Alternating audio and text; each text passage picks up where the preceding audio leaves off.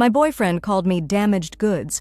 I exposed his darkest secrets to the world. Funny how a single phrase can detonate your entire life, isn't it? I still remember the exact moment I heard those words. Not from him directly, of course. That would have required actual courage. No, I overheard it through the paper-thin walls of our apartment building's laundry room. Andrew's voice, slightly muffled but unmistakable, floating through the vent like toxic gas while I stood there, arms full of our freshly washed sheets.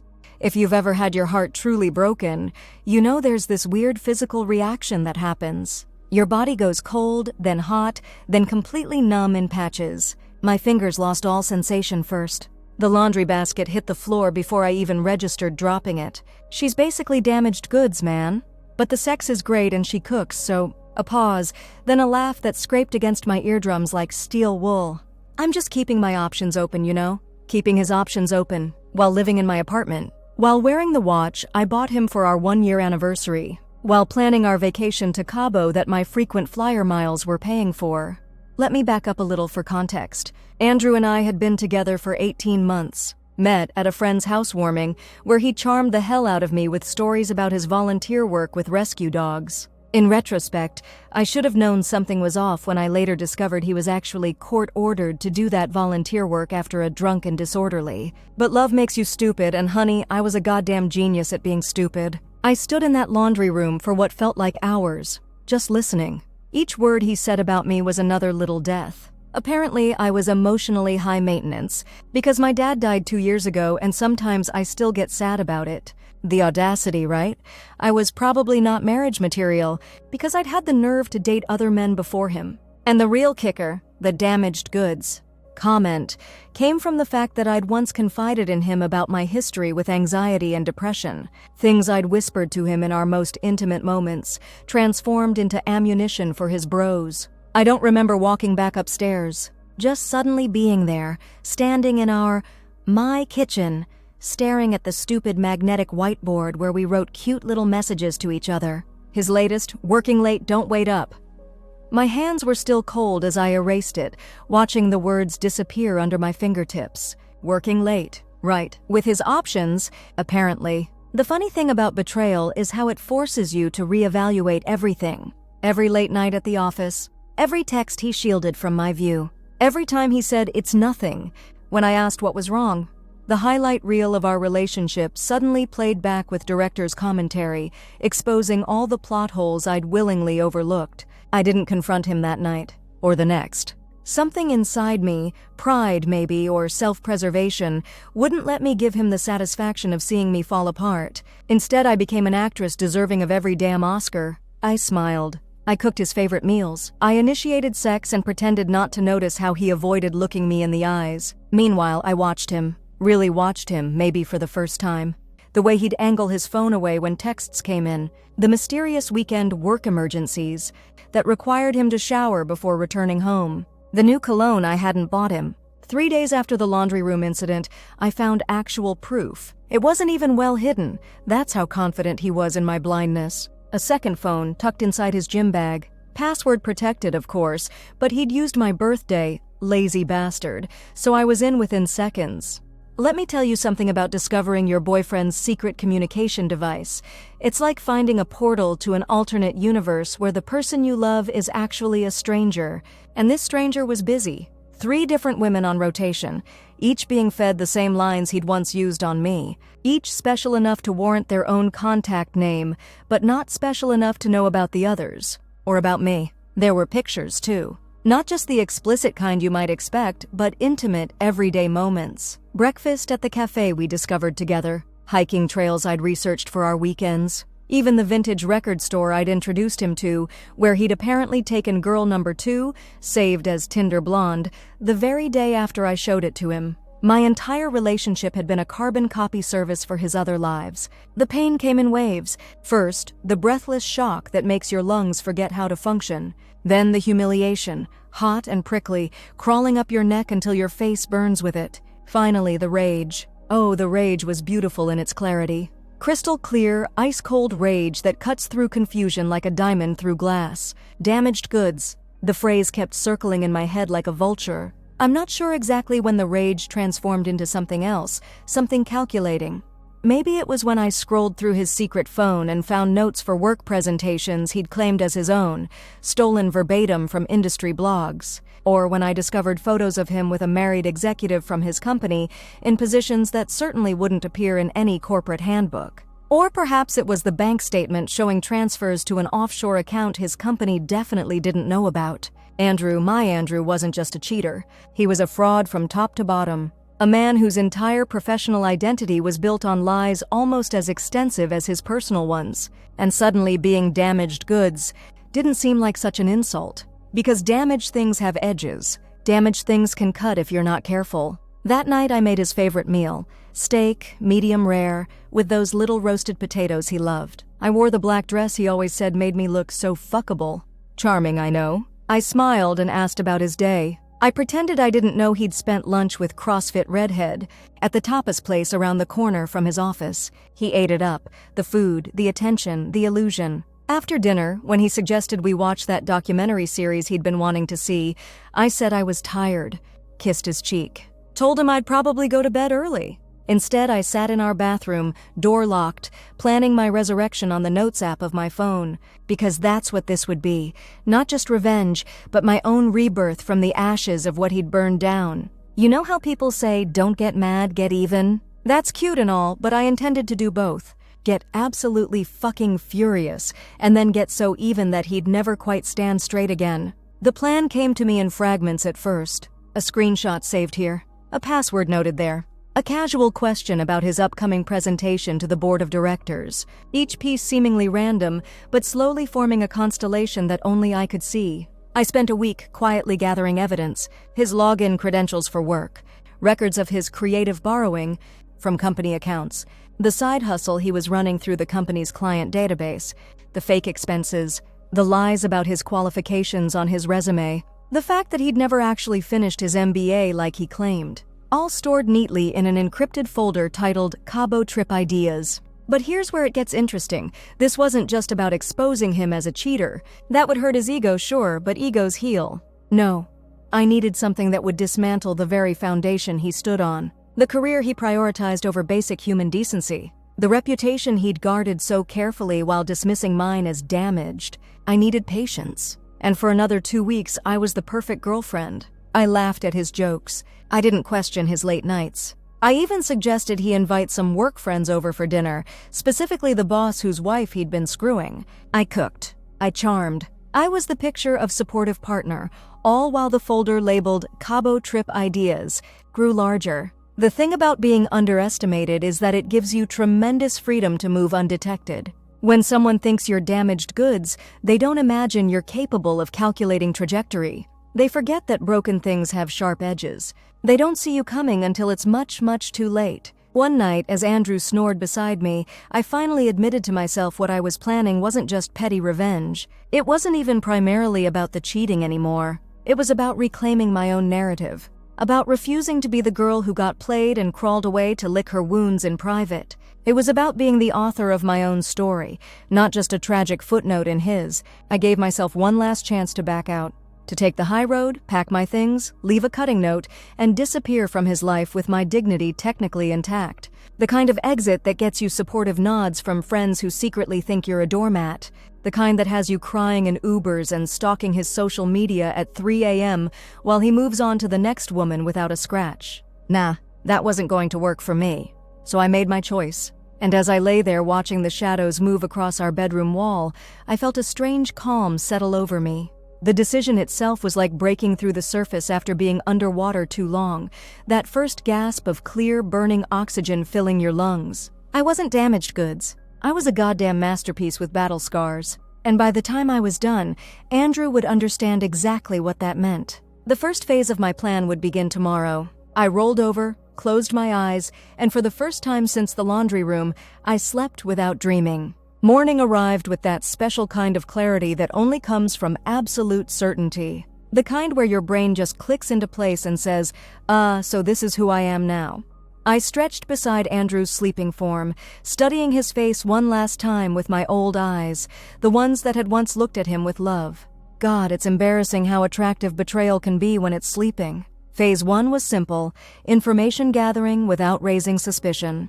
I made coffee, extra strong, and brought him a cup in bed like the supportive girlfriend I was pretending to be. He smiled sleepily, completely oblivious to the fact that I'd copied the contents of his secret phone to my cloud storage the night before. Technology is a beautiful thing when you know your partner's password patterns. "You're amazing," he murmured, pulling me down for a kiss that I returned with Academy Award-winning conviction. "You have no idea," I thought. Over the next week, I became a digital archaeologist, excavating the ruins of our relationship for artifacts I could weaponize. Turns out, you don't really know someone until you've gone through their deleted trash folder and browser history. Andrew wasn't just a cheater, he was a monument to mediocrity propped up by lies, stolen ideas, and strategic ass-kissing. My favorite discovery came 3 days into my investigation. While Andrew was at the gym, code for meeting up with CrossFit Redhead, according to his secret calendar, I found a folder containing all the presentations he'd claimed to have created from scratch, except they weren't his at all. Each one had been lifted almost verbatim from smaller industry blogs and consultants' websites, with just enough cosmetic changes to avoid immediate detection. His entire reputation as the company's idea guy was built on intellectual theft. Even better, he'd been careless enough to keep the original files, complete with the metadata showing their true sources. It was like watching a bank robber drop his wallet and ID at the crime scene. But the real goldmine was his email. Andrew had been running a side hustle using his company's client list, offering consulting services to the same clients his employer was already serving, essentially double-dipping while undercutting his own company. He'd even set up a fake consultancy website with stolen portfolio examples and fabricated testimonials. Each new discovery should have hurt, I suppose. Each confirmation that the man I'd loved was actually a hollow shell should have broken my heart all over again. But that's not how it felt. Instead, each revelation was like finding another piece to a puzzle I was assembling, a puzzle that, when complete, would become his undoing. "How's the big presentation coming along?" I asked one evening, setting a plate of his favorite pasta in front of him, my voice dripping with manufactured interest. He launched into a monologue about how he was revolutionizing the approach, and how his boss was finally recognizing his potential. I nodded, asked follow-up questions, played the part of supportive partner while mentally cataloging every detail. The presentation date, the clients who would be there, the fact that he was taking full credit for a concept he'd stolen from a small design firm's case study. "It could mean a promotion if it goes well," he said, twirling pasta around his fork. "Maybe we could finally look at getting a better place." He gestured vaguely around my apartment, the one I'd bought myself, the one he contributed minimal rent toward while I covered the mortgage. I smiled, imagining how this very conversation would replay in his mind later. "That sounds amazing," I said. "You deserve it." By the end of 2 weeks, I had enough dirt to bury Andrew 10 times over. Everything neatly organized, backed up in multiple locations, and prepared for maximum impact. Professional misconduct, financial impropriety, evidence of his cheating, even, and this was an unexpected bonus, proof that he'd lied about his qualifications on his resume. Turns out Mr. Big Shot never actually completed his MBA. He'd dropped out after 1 semester but kept it on his LinkedIn like a digital participation trophy. But information alone wasn't enough. I needed a delivery system, a way to ensure that when I pulled the trigger, the bullet wouldn't just wound him, but would completely obliterate the life he'd built on lies. That's when Phase 2 began, strategic relationship building. I said casually one Saturday morning, "Maybe we should have some of your work people over for dinner. You're always talking about impressing Martin, and I make a pretty good impression." Martin being his direct supervisor, the one whose approval Andrew constantly sought like a dog begging for treats. Andrew looked up from his phone, surprised but pleased. "That's actually a great idea. Martin's been saying he wants to get to know my life outside the office better." "I bet he does," I thought, "especially since you've been sleeping with his wife for the past 3 months. Oh, did I not mention that little detail? Yeah, Pilates MILF. In his secret contacts turned out to be Martin's wife, Catherine. The evidence was buried a little deeper, but once I connected the dots, it was undeniable. Pictures, messages discussing Martin's travel schedule, hotel receipts, a special kind of stupid cheating with your boss's wife. A special kind of ammunition for me. The dinner party was set for the following Friday. Just enough time for me to prepare the perfect evening, one that would lay the groundwork for everything that followed. In the meantime, I had other relationships to cultivate. I accidentally ran into James from Andrew's office at the coffee shop near their building. James, the quiet IT guy who Andrew had routinely mocked as a basement troll. James, who controlled all the company's digital systems and had been passed over for promotion in favor of Andrew last quarter. "Oh my God, James, right? From Andrew's work?" I said, feigning surprise when I spotted him in the line. "I'm Ellie, Andrew's girlfriend." I extended my hand, noting how his expression flickered between surprise and wariness. "Yeah, I know who you are," he said, shaking my hand briefly. "Andrew has your picture on his desk." The conversation started awkwardly, James clearly wondering why the girlfriend of the office golden boy was talking to him, but after I bought him coffee and mentioned how Andrew had borrowed one of James's coding solutions without credit, things warmed up considerably. "He did what?" James asked, eyes narrowing behind his glasses. I played innocent, wide-eyed.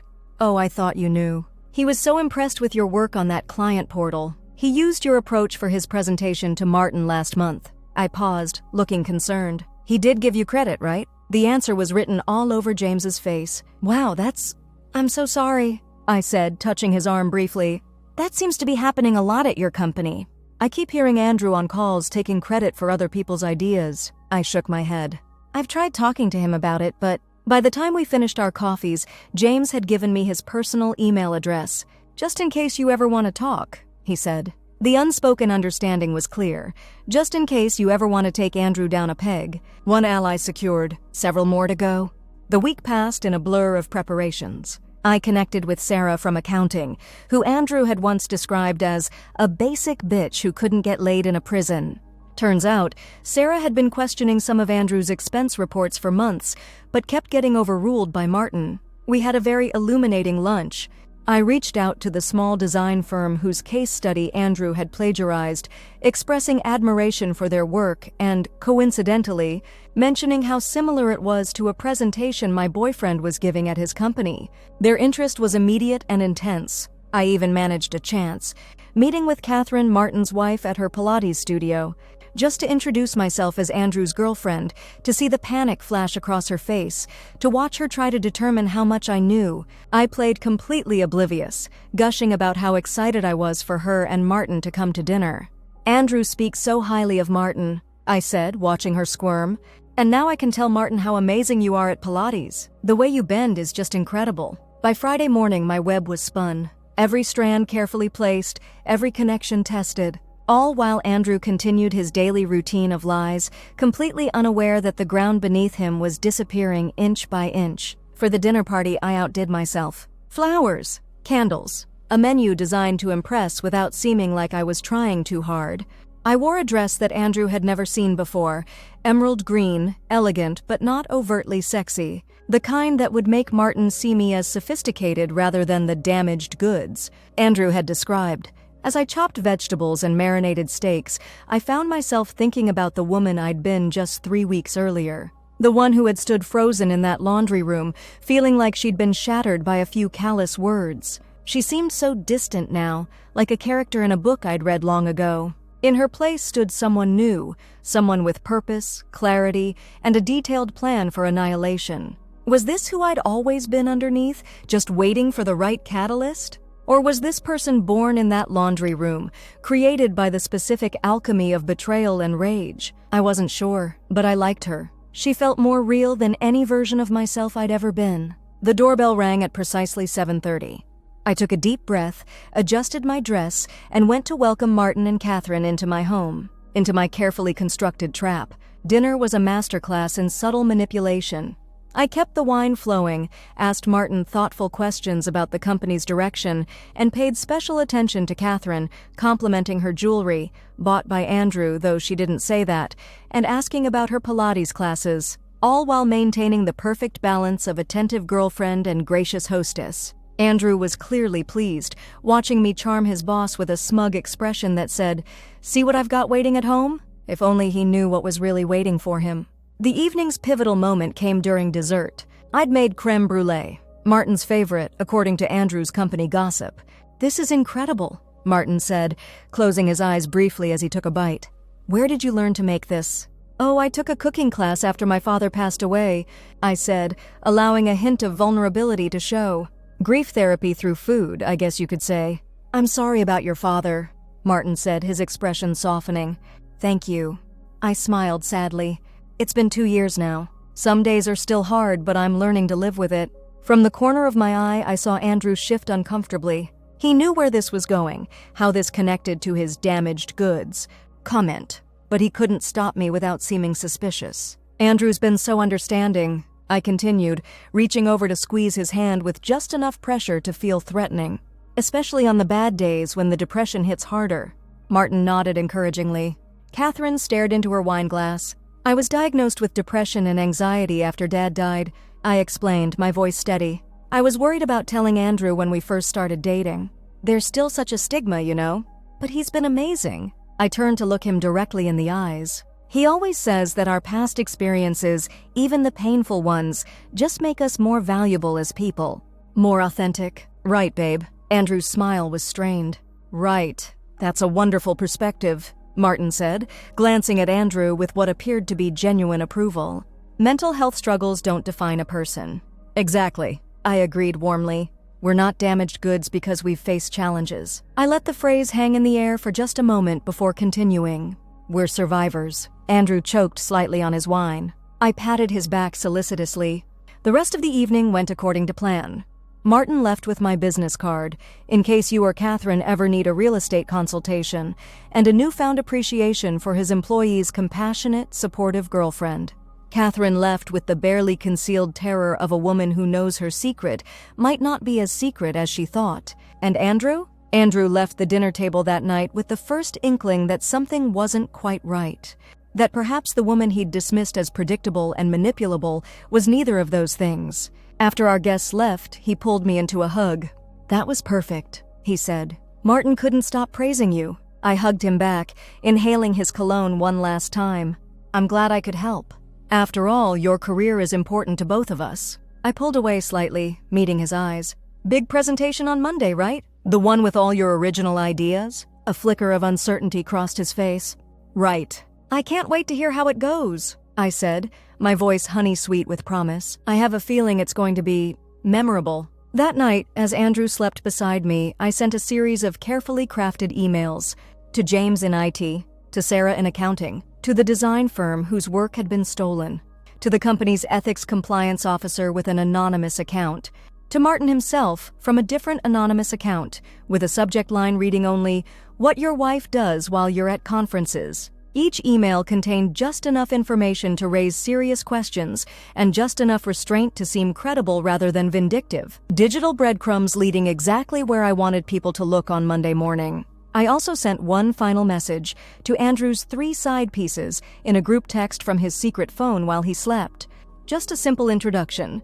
"Hi ladies, I thought it was time you all met. I'm Ellie, Andrew's girlfriend of 18 months. We live together at our address. I believe he's been seeing all of us simultaneously. I've attached some photos for verification. Feel free to reach out with questions." Then I blocked all their numbers on his secret phone and deleted the message thread. A time bomb that would detonate without warning. As I set his phone back in his gym bag, I felt a strange sense of peace settle over me. Tomorrow would be Sunday, our last day together, though Andrew didn't know that yet. One final day of playing the loving girlfriend while the mechanisms of his destruction clicked into place around him. I slid back into bed, watching his chest rise and fall in the darkness. In less than 48 hours, the man beside me would lose everything.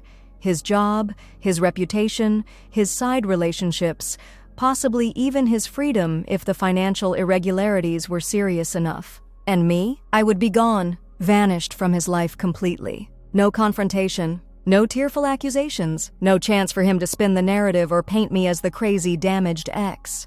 Just the systematic dismantling of his entire existence, orchestrated by the woman he'd underestimated. "Sweet dreams," I whispered, though he couldn't hear me. "Tomorrow's our last day together. Let's make it special." Sunday, our last day together, dawned bright and mockingly perfect. The kind of crisp fall day that belongs in romantic comedies, not revenge plots. I decided to make it special, but not in the way Andrew might have expected. "Let's do something fun today," I suggested over breakfast, watching him scroll through his phone. His secret phone was blowing up with messages from all 3 side pieces, but he didn't know that yet. He'd left it charging in the bedroom. Like what? He glanced up, distracted. probably thinking about tomorrow's presentation, unaware that his stolen slides had already been flagged by the original creators. "Let's be tourists in our own city," I said. "Visit all our favorite places. Take pictures. Make memories." He smiled, that genuine smile that had once made my heart flutter. "That sounds really nice, actually." And so began our farewell tour, though only I knew we were saying goodbye. We visited the coffee shop where we'd had our first date, the park bench where he'd first kissed me, the art museum where we'd spent a rainy Sunday afternoon 6 months into our relationship. At each spot, I insisted on taking photos, us together, arms wrapped around each other, him alone, smiling at the camera, documenting our perfect relationship for posterity and for phase 3 of my plan. "You're being so sentimental today," he said as we sat on the harbor wall, eating ice cream cones like we didn't have a care in the world. I shrugged, licking vanilla from my lips. "Just feeling grateful, I guess. For everything we have. For everything you're about to lose," I thought. That evening, I made love to him one last time. I won't lie. There was a twisted pleasure in it, knowing what was coming. Each kiss, each touch, each whispered endearment was a silent goodbye. A closing ceremony for what we'd been and what we'd never be again. Afterward, as he drifted toward sleep, I propped myself up on one elbow and traced the outline of his face with my finger. "What?" he murmured, eyes half closed. "Nothing," I said softly. "Just memorizing you." He smiled sleepily, taking it as affection rather than the clinical cataloging it actually was. Within minutes, he was snoring gently, untroubled by conscience or premonition. I slipped out of bed and padded to the living room where my laptop waited. Time for the final preparations. By 2 a.m., everything was in place. The emails I'd sent Friday night had been received, read, according to my tracking software, and in several cases responded to. James from IT had been particularly helpful, providing internal system access times that confirmed Andrew had been accessing and downloading proprietary company information during odd hours. Sarah from accounting had cross-referenced expense reports with actual company activities and found numerous discrepancies. The design firm whose work Andrew had stolen had already drafted a cease and desist letter, copying Martin and the company's legal department. It would arrive in their inboxes at 8:30 a.m. Monday, right before Andrew's big presentation. As for the anonymous email to Martin about Catherine, well, the read receipt showed he'd opened it 17 times since Friday night. I'd included just enough evidence to be convincing, but not enough to seem vindictive. Just hotel receipts with dates that coincided with Andrew's late nights at the office, and one particularly compromising photo taken from far enough away to be suggestive rather than explicit. Poor Martin. Collateral damage in some ways, but then again, he'd been promoting and protecting Andrew despite multiple red flags. Sometimes enablers need a wake-up call too. The last piece of my plan was the simplest, but perhaps the most devastating: social media. I'd spent the night creating a carefully curated photo essay of our relationship, complete with loving captions about trust, honesty, and fidelity. All the pictures from today, plus others from throughout our time together. A perfect, loving montage set to post automatically across all platforms at precisely 9:15 a.m., 15 minutes before Andrew's presentation was scheduled to begin. The caption would be simple: "Today marks 18 beautiful months with the man I love. So blessed to have found someone who values honesty, loyalty, and respect as much as I do. Here's to many more perfect days together. The blessed couple goals." By the time he saw it, his phone would be blowing up with notifications. From colleagues seeing evidence of his perfect relationship moments after learning about his professional misconduct. From the 3 side pieces who would recognize the places he'd taken them as special spots that were apparently recycled for each woman. From friends and family offering congratulations on a relationship that would be in smoking ruins by lunch. Timing is everything in comedy and revenge. Back in bed, I curled next to Andrew one last time, feeling nothing but a cold anticipation for morning. The woman who had loved him was long gone, replaced by someone who saw this sleeping man as nothing more than a problem she'd soon be free of. I didn't sleep. I didn't need to. The clarity that had been building for weeks had crystallized into perfect, diamond-hard purpose. When my alarm vibrated silently under my pillow at 5 a.m., I was already wide awake and ready. While Andrew continued sleeping, I moved through our apartment like a ghost. My essentials had already been packed and moved to a storage unit days earlier. Now I gathered just enough to make it look like I'd left in a hurry. Some clothes, toiletries, my laptop. the bare minimum for a woman fleeing a devastating discovery. In the kitchen, I left a single item on the counter, a printed screenshot of one of his texts to CrossFit Redhead, discussing their plans for after he finally ditched the dead weight. No note from me, no explanation, just evidence of his betrayal, as if I'd seen it, been devastated, and fled. The reality, of course, was far more calculated. By 6 a.m., I was gone from the apartment. By 6:30, I was checked into a hotel across town, paid for in cash, no digital trail. By 7, I was sitting at the hotel's cafe with a perfect view of my laptop screen, watching my plan unfold through the digital breadcrumbs I'd arranged. Andrew's morning started normally enough. My surveillance app showed he woke at 7:15, reached for me, found cold sheets, called my name, checked the bathroom, wandered into the kitchen where he found the screenshot. His phone log showed 5 calls to my number in rapid succession, all sent straight to voicemail since I'd blocked him. Text messages followed, increasingly panicked as they pinged uselessly against my digital blockade. "Ellie, it's not what it looks like. Please call me, we need to talk." That message is old, I swear. "Where are you?" "I'm worried. Please, baby, let me explain." Standard cheater's script. Boring and predictable. By 8 a.m., he seemed to decide I just needed time to cool off. His location data showed him showering, dressing, heading to work. Probably convinced he could smooth things over with me later while focusing on his big presentation for now. Poor Andrew, always underestimating me. The first hit came at 8:30 when the design firm's cease and desist letter arrived. Andrew's email showed he opened it, along with the CC'd message to Martin and legal. His phone log showed an immediate call to Martin, who sent him straight to voicemail. Not a good sign. At 8:45, Andrew received an email from HR requesting his immediate presence, regarding several serious allegations of misconduct. Simultaneously, his company access badge was remotely deactivated, courtesy of James in IT, who'd been only too happy to help after discovering how many of his ideas Andrew had stolen. By 9 a.m., Andrew was in full panic mode. His location data showed him pacing outside the company building, unable to enter. His phone log displayed desperate calls to colleagues, most unanswered or cut short. Text messages to Catherine went undelivered. She'd apparently blocked him after her confrontation with Martin over the weekend. And then, at 9:15 exactly, my loving tribute to our perfect relationship went live across all social platforms. The results were immediate and devastating. Comments poured in, first with congratulations, then with confusion as news of Andrew's professional disgrace began spreading through our social circle. The 3 side pieces, now in a group chat I'd created before blocking them on Andrew's phone, found the post and launched their own nuclear responses. Tinder Blonde. Funny, he took me to that same museum last week and said it was our special place. Guess it was special for you too. CrossFit Redhead.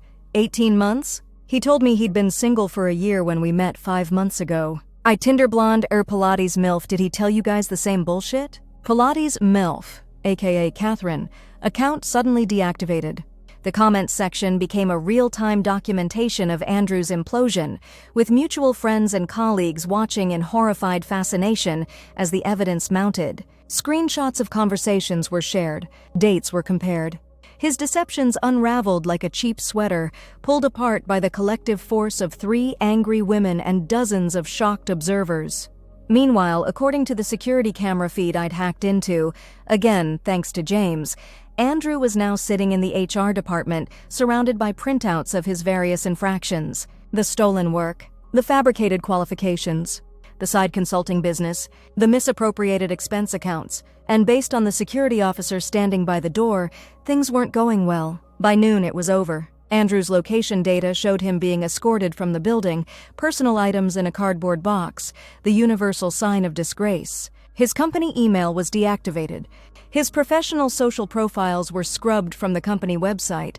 His phone log showed dozens of unanswered calls, to me, to Catherine, to various colleagues, even to his mother, which was particularly pathetic. Text messages bounced back undelivered or sat unread.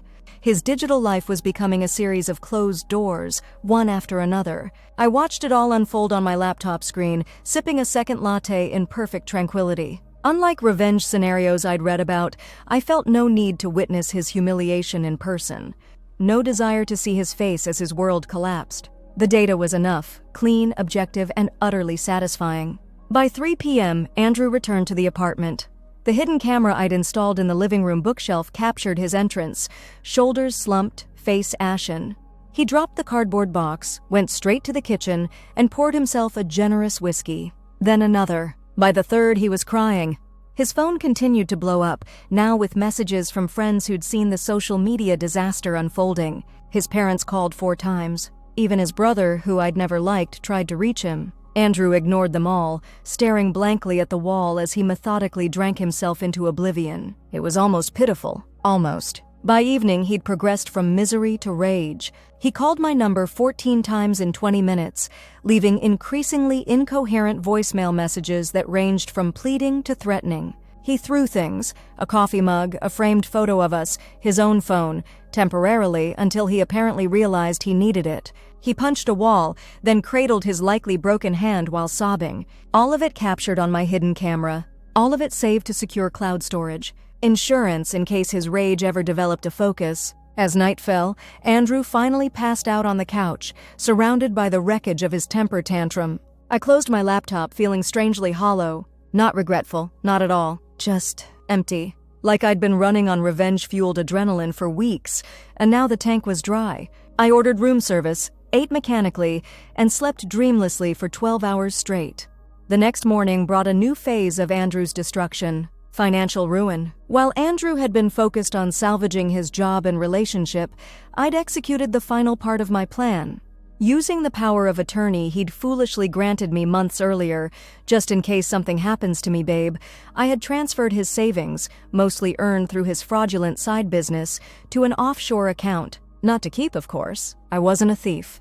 No, at precisely 10 a.m. Tuesday, those funds were donated in Andrew's name to a series of charities supporting mental health initiatives and survivors of emotional abuse. All perfectly legal with the power of attorney, all documented with meticulous care, all accompanied by statements that Andrew, last name, wishes to make amends for past harmful behaviors by supporting these vital organizations. Tax-deductible philanthropy. How thoughtful of him. The donations made the local news by afternoon. Disgraced executive makes amends through major charitable giving. Complete with quotes from the charity directors about how Andrew's generosity would help those struggling with the stigma of being seen as damaged goods due to mental health challenges. I made sure the news links were emailed to everyone in our social circle, and to Martin, and to Andrew's parents, who'd always been so proud of their successful son. By Wednesday, Andrew's life as he knew it was effectively over. No job, no girlfriend, no secret side pieces, no savings, no professional reputation, no social standing. Even his apartment, my apartment, would soon be unavailable to him, as I'd contacted the management company about removing him from the lease due to concerns for my safety, backed up by those rage-filled voicemails he'd left. All accomplished without a single direct confrontation, without giving him the opportunity to gaslight me, manipulate me, or rewrite the narrative. I was simply gone from his life, leaving only the natural consequences of his own actions in my wake. On Thursday morning, as Andrew was being served with an eviction notice, expedited due to threatening behavior, evidenced by those saved voicemails, I checked into a beachfront resort 2 states away. New phone, new email address, new social media accounts under a slight variation of my name. Not hiding, I had nothing to hide from, just shedding skin. Leaving behind the woman who had loved Andrew, and even the woman who had destroyed him.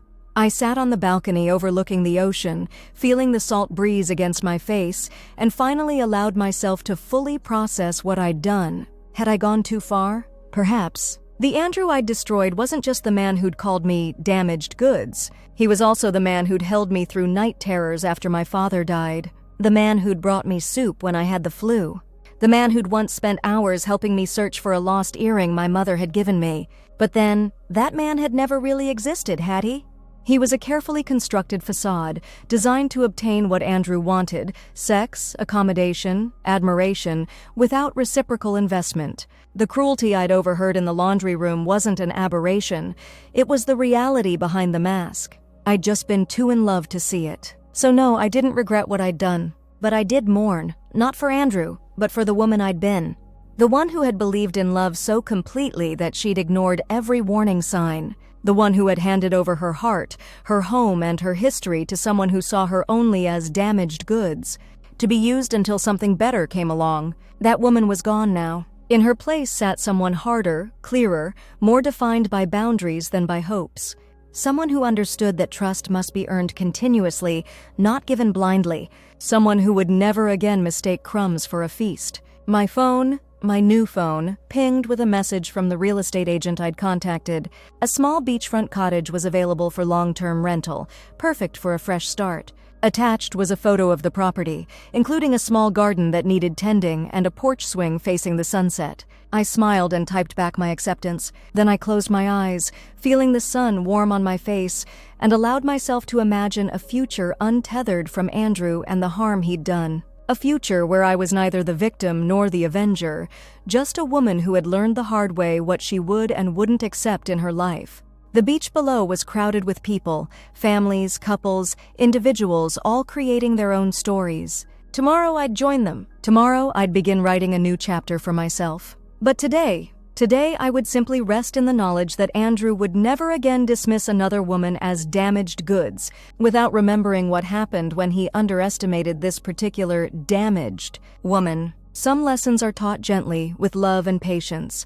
Others require a more comprehensive approach. I'd made sure Andrew's education was thorough indeed. That night, I deleted the surveillance apps from my laptop, removed the cloud access to the apartment camera, erased all traces of my digital connections to Andrew's devices. It was time to stop watching the wreckage and start building something new. As I fell asleep to the sound of waves crashing against the shore, my last thought wasn't of Andrew at all. It was of that laundry room where everything had changed, where I'd dropped a basket of clean sheets and picked up a clarity I never knew I possessed. Funny how the moments that break us can also be the ones that finally make us whole. 6 months can change everything or nothing depending on how you spend them. I spent mine becoming someone new, or maybe someone I'd always been underneath, just waiting for the right catalyst. Either way, the woman who now stood barefoot in the garden of her beachside cottage bore little resemblance to the one who'd fled an apartment filled with betrayal half a year earlier. My hair was different, shorter, sunlightened. My skin had taken on the golden hue that comes from mornings spent tending vegetables and afternoons walking the shoreline. The constant tension I'd carried in my shoulders for the final months with Andrew had melted away like morning fog under summer sun. People here knew me simply as Ellie, the new real estate consultant who worked remotely and made surprisingly good sangria for neighborhood gatherings. No one knew about Andrew. No one knew about the revenge. That story belonged to another lifetime, carefully walled off from my present. Or so I thought until the email arrived. It came from James, Andrew's former colleague from IT, the one who'd helped me access company systems during my revenge operation. We'd stayed loosely in touch, occasional messages checking that the other was okay, nothing more. This one was different. Thought you might want to know, the subject line read. Inside was a link to a local news article from my former city and a short message. Closure? I hesitated before clicking, my finger hovering over the trackpad. Did I want to know? Did I need to? The life I'd built here was clean, unburdened by the past. Opening this link felt like inviting a ghost to dinner, but curiosity is a persistent beast. The article was brief and unsentimental. Andrew had pled guilty to fraud, embezzlement, and corporate espionage. The evidence against him, much of which I'd collected and distributed, had been overwhelming. Rather than face a trial, he'd accepted a plea deal. 2 years in prison, financial restitution, 5 years probation after release. There was a mugshot. He looked terrible, hollow-eyed, unshaven, the confident smile replaced by a grim line of resignation. I felt nothing, not satisfaction, not pity, not even the vindication I might have expected. Just a strange clinical detachment like reading about a stranger. I closed the laptop and walked outside, needing the feel of sand between my toes and salt air in my lungs. The beach was quiet that morning, just a few early joggers and an old man walking his equally ancient retriever. I nodded to them as I passed, these people who knew nothing of who I'd been or what I'd done. Would they see me differently if they knew? Would the friendly woman who sold homemade jam at the weekend market still smile and save me a jar of raspberry if she knew I'd systematically destroyed a man's entire existence? Probably not. But then again, most people have a story they don't tell at dinner parties. Most people understand that justice and revenge often look remarkably similar from certain angles. I walked until my thoughts settled, then returned to my cottage and composed a reply to James. Thanks for letting me know. Hope you're well. That was it. No emotional declaration. No request for further details. Just acknowledgement and closure. Later that evening, as I sat on my porch swing watching the sunset paint the sky in shades of amber and rose, my phone rang. Unknown number. I almost didn't answer, but something, instinct perhaps, made me swipe to accept.